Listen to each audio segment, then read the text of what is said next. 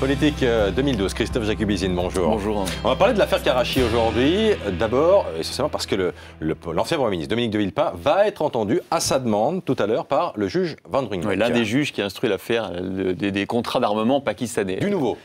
Du nouveau, oui. Eh bien, d'abord, premier élément, je suis un petit peu désolé de devoir le dire, car j'imagine que ça va froisser certains parmi ceux qui nous regardent. Mais que voulez-vous, il faut bien appeler quelquefois un chat un chat. Nicolas Sarkozy a menti. Que dites-vous là? Il arrive à Nicolas Sarkozy de mentir. C'est le cas sur l'affaire Karachi. Et il a menti pas plus tard que vendredi dernier. Vous vous souvenez de cette réunion off avec quelques journalistes, dont Thierry Arnaud, qui était venu nous expliquer ça lundi, où le président expliquait que sa mise en cause dans l'affaire Karachi revenait à accuser quelqu'un de pédophilie en quelque sorte. Eh bien, dans cet entretien off, le président met au défi les journalistes de prouver qu'il avait eu, en tant que ministre du Budget, à se prononcer sur les contrats d'armement pakistanais, sur le contrat Agusta.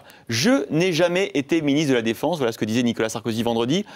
Je n'ai effectivement du gouvernement Balladur. Je ne suis pas au courant des contrats de sous-marins négociés à l'époque. En tant que ministre du Budget, je n'ai jamais eu à en connaître ni de près ni de loin. Voilà ce que disait le président.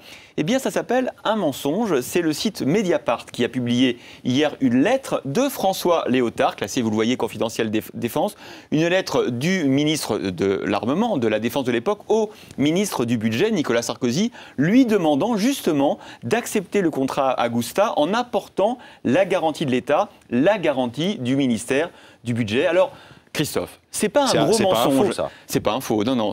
Alors, sauf qu'il y a une lettre faute d'orthographe sur Sarkozy qui est très, très bizarre. Avec un S. Oui. Donc voilà. Tout ça, c'est d'une affaire. Voilà. Il n'y a pas de manip. En revanche, c'est pas un gros mensonge, Christophe. Ça ne dit rien sur les commissions ni les rétrocommissions. Ça dit juste que le président se défend mal et que parfois seulement, il est capable de dire n'importe quoi aux journalistes. Voilà. Nouveau rebondissement également autour de cette fameuse société luxembourgeoise, la société Hein, sur laquelle transitaient à la fois les commissions officielles et peut-être les rétrocommissions officieuses. Voilà. Exactement. Jamais, mon pauvre, jamais je ne donnais mon aval. Il y a une pièce qui dit que j'ai donné mon aval, une pièce avec le nom de Nicolas Sarkozy. Voilà l'autre défi qu'avait lancé vendredi Nicolas Sarkozy aux journalistes. Alors, Libération aujourd'hui répond oui. Elle répond oui avec un procès-verbal de la justice luxembourgeoise qui fait état de 2 documents saisis dans les sociétés en cause, justement dans la société Hein.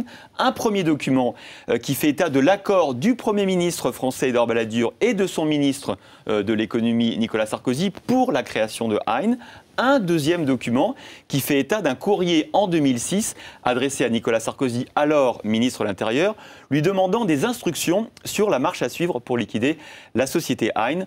Je voudrais quand même mettre un bémol sur ce dossier-là, sur cette volet-là. Les documents dont fait état la justice luxembourgeoise ne sont que des documents manuscrits, des notes, dont leur valeur juridique quand même, franchement, je trouve que là, est extrêmement faible. Bon, troisième rebondissement, vraiment d'un mot, Valéry Giscard d'Estaing qui continue de vider son sac. Oui, Valéry Giscard d'Estaing a dit sur Public Sénat que il existait des listes de rétrocommissions et son argument, c'est de dire si elles n'existaient pas, on ne les protégerait pas par le secret défense. Merci beaucoup Christophe Jacubizine et à demain dans le Politique 2012.